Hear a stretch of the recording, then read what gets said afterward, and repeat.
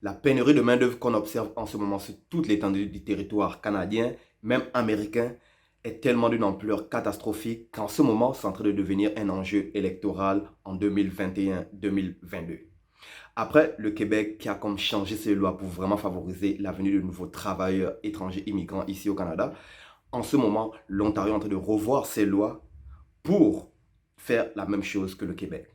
Reste jusqu'à la fin de la vidéo pour découvrir exactement comment toi aussi tu peux prendre avantage du programme ontarien qu'ils sont en train de mettre en place pour attirer de nouveaux immigrants pour déculper leur secteur économique qui est en ce moment en train de souffrir gravement de la pénurie de main-d'œuvre que tout le monde subit à cause du virus.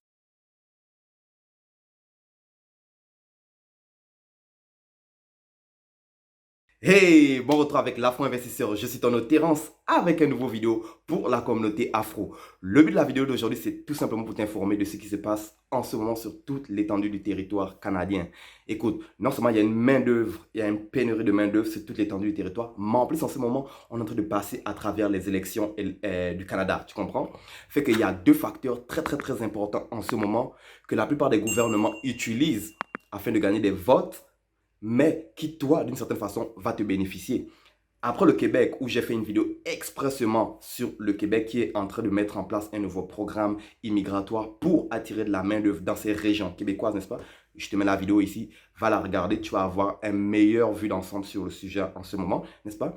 La province ontarienne en ce moment en train de faire la même chose. C'est incroyable. Une province après l'autre, ils sont en train de revoir tout leur système immigratoire.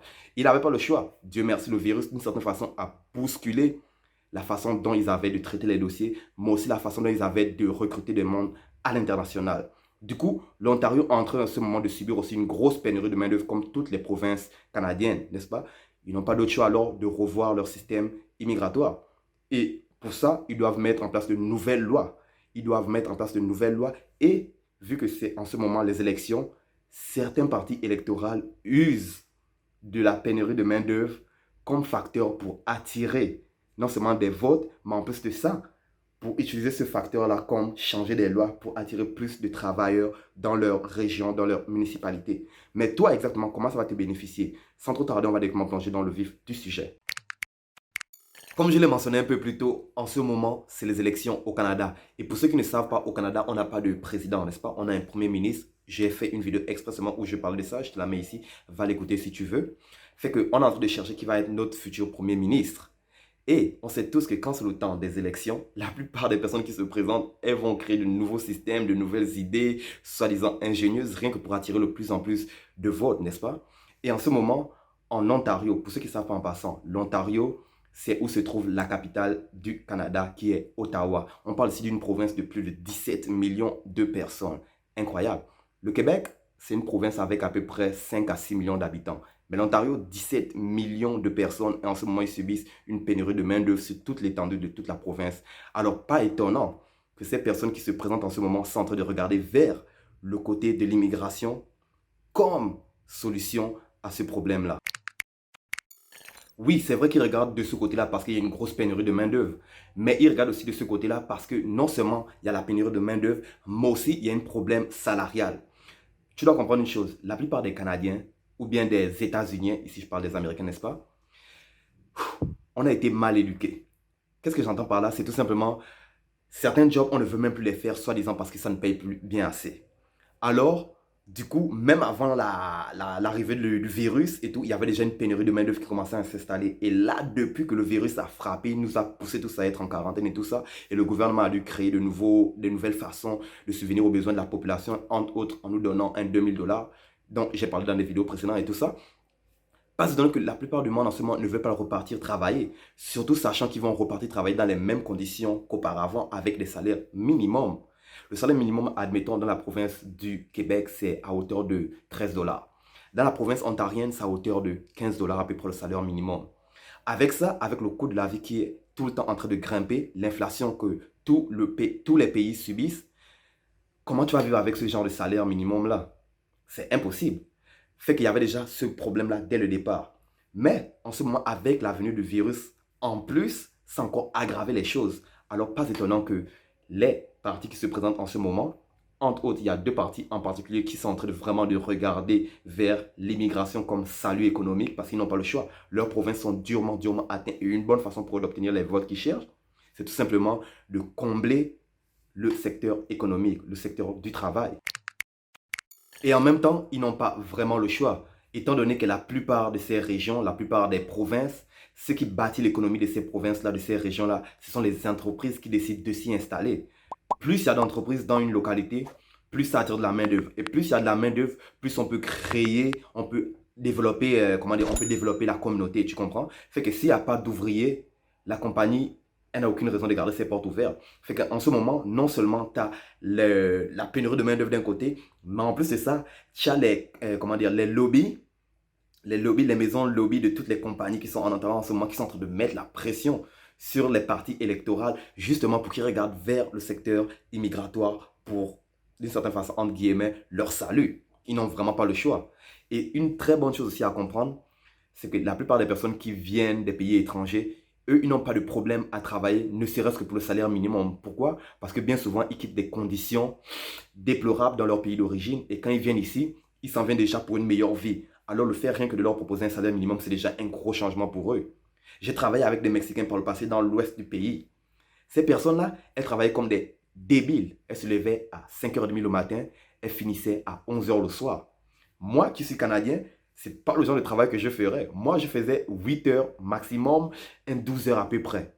Mais eux, ils travaillaient d'eux-mêmes. Pourquoi? Parce qu'ils étaient ici pour un temps, ils avaient obtenu le visa de travail pour venir au Canada. Et sur le long terme, ils sont en train de bâtir un historique pour eux et pour leur famille pour plus tard revenir. Fait que eux, ça ne leur dérangeait pas nécessairement de travailler au salaire minimum. Alors, c'est sur ça que non seulement ces compagnies-là comptent, mais en plus de ça, ces partis électoraux-là, ils sont en train de compter aussi. Du coup, avec l'appui du gouvernement, certaines compagnies n'hésitent plus vraiment à directement aller eux-mêmes chercher l'appel rare. Oui, oui, avec l'appui du gouvernement, certaines compagnies n'hésitent pas. Écoute, en ce moment, la directrice d'une grosse compagnie en ce moment en Ontario, la compagnie Contact Solutions de recrutement et tout, elle s'est présentée, elle a dit, écoute bien le message qu'elle dit. On s'occupe de tout, de l'étude d'impact sur le marché du travail pour donner le droit à l'entreprise d'embaucher des travailleurs étrangers, au recrutement des travailleurs en faisant la présélection d'après les critères prédéterminés par notre entreprise cliente. De là, on soumet les candidatures à nos clients pour passer aux entrevues. Une fois que le choix est fait, on va faire la demande du permis de travail qui est la dernière étape. Et une fois que les candidats sont arrivés, on va les chercher à l'aéroport et on les aide à s'établir dans la région. Tu vois?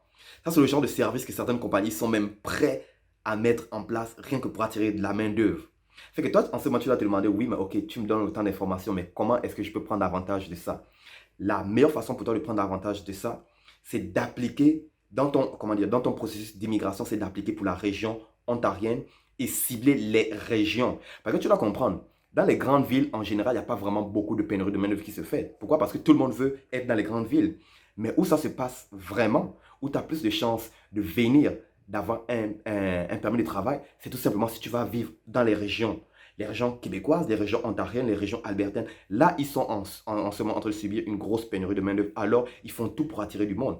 Comme elle est prête à aller jusque même faire le permis de travail pour toi, rien que pour que tu puisses venir travailler. Ça te dit à quel point on a besoin d'employés. Et elle dit encore, c'est quand même très long, ne sachant pas ce qui va se passer dans le futur pour les entreprises. On pourrait peut-être baisser la durée de traitement d'1 à 2 mois, ce qui compte beaucoup en bout de ligne quand une entreprise est en pénurie de main-d'œuvre. Tu comprends? Fait que les longs délais de traitement de 6 mois, 1 an à peu près là, ça ne marche plus. Surtout en ce moment, ça ne marche plus. C'est ce que j'ai mentionné un peu plus tôt. Le virus a poussé tous les gouvernements mondiaux à revoir certaines choses qu'ils faisaient par le passé là. Et ici, eux, ils n'ont pas le choix. 6 mois, c'est plus assez parce que la main-d'œuvre, c'est en ce moment dont on a besoin. Si la main-d'œuvre n'est pas présente, la compagnie, elle s'en va vers la faillite. Et si elle s'en va vers la faillite, ça fait ça fait un business en moins dans les régions, dans la localité. Et si ça fait un business en moins dans la localité, qui veut rester dans la localité? Personne. Tout le monde va s'en aller vers les grandes villes et on assiste alors à un autre problème d'exode rural. Alors, ils ne veulent pas de ça. Alors, ils doivent revoir exactement à la baisse, pour le meilleur, comment ils vont traiter les dossiers de chaque personne. Et là, l'idée, c'est de le faire en 1 à 2 mois. à 2 mois pour obtenir ton permis de travail. Et écoute, le stress, tu n'as même plus à le faire. Tu as des compagnies littéralement qui vont s'occuper de tout pour toi. L'une des choses premières que tu dois faire, très important, avoir un résumé, un CV au standard américain, canadien, être bon en français et en anglais. Et pour appuyer les dires de Mademoiselle Desjardins, tu as beaucoup de députés qui sont en arrière d'elle, vraiment, et qui, eux aussi, de leur côté, sont en train de dire oui. Simplifier la démarche va faciliter l'attraction de nouveaux travailleurs sur toute l'étendue du territoire et plus précisément dans les régions qui subissent en ce moment la pénurie de main-d'œuvre. Tu as plusieurs députés qui sont totalement pour ça. Ce qui vont dire que le service d'immigration va avoir dans les prochains mois beaucoup de pression. Ils n'ont pas le choix. Ils doivent en ce moment dealer déjà avec les Afghans. Mais en ce moment, ils ont un retard aussi qu'ils ont accumulé à cause de la pandémie, à cause de la main-d'œuvre et tout ça. Mais là, maintenant aussi, ils sont en train de subir une pression du côté des partis électoraux. Ils sont en train de subir une pression des compagnies et tout ça. Ils sont obligés de revoir tout leur système d'immigration. Ils sont obligés de revoir ça. Et c'est génial parce que ça vient directement d'en haut. Ça se trouve directement à Ottawa, qui est la capitale. Fait que si eux, ils sont autant affectés, ils n'ont pas le choix de revoir au complet le système immigratoire. C'est là pourquoi je dis que ça va te bénéficier si tu appliques dès aujourd'hui. Il ne faut pas attendre. Et ce qui est génial, tu sais quoi? Je vais directement même te mettre la compagnie actuelle qui est en train de rechercher du monde. Oui, parce qu'en ce moment, ils sont en train d'embaucher jusqu'à l'étranger. Je te mets directement toutes les informations ici. Vas-y te familiariser avec leur site. Pour résumer, juste au cas où tu n'aurais pas encore compris, si tu veux immigrer de façon rapide, simple, sans tracas, postule dans les régions éloignées des grandes villes de chacune des provinces canadiennes. C'est ça le secret actuel en ce moment, en 2021. Là. On s'en va vers 2022. Là. Oui, ils sont en train de mettre en place de nouvelles lois immigratoires, rien que pour attirer beaucoup de main-d'œuvre des 4 coins du globe. Là, des 4 coins du globe. Mais la façon dont toi, ton dossier va passer en priorité, c'est tout simplement si tu vas travailler dans les régions parce que c'est là qu'ils ont besoin de plus de personnes. Oui, tu ne vas pas avoir le même groove que si tu te trouvais à Montréal, si tu te trouvais à Toronto, si tu te trouvais à Vancouver et tout ça. C'est vrai, mais qu'est-ce qui est plus important? C'est d'avoir un pied ici ou d'être là où il y a le party. Je te laisse là-dessus. Bref, nous voici rendus à la fin de cette vidéo. J'espère que tu as appris quelque chose de nouveau ici. T'inquiète pas, je viendrai à l'avenir encore avec beaucoup d'informations parce que ça se passe en ce moment. Ça se passe, il y a beaucoup de choses à apprendre à gauche, à droite. Ça se passe. Et pour le coaching, je vous rassure, je suis en train de travailler là-dessus. Il n'est pas encore fini. Quand il sera fini, vous serez les premiers à être au courant de ça. Et pour toutes les personnes qui m'écrivent à ce sujet, vous inquiétez pas, je suis en train de prendre vos noms en compte, étant donné qu'il va y avoir un nombre de places limite pour ce programme de coaching-là, vu la longueur de ce processus-là. Et en plus de ça, chacun de vous a un cas bien particulier qu'il faut étudier en profondeur. Je vais juste prendre un nombre de places limite. Alors, vos noms, en ce moment, je suis en train de les prendre.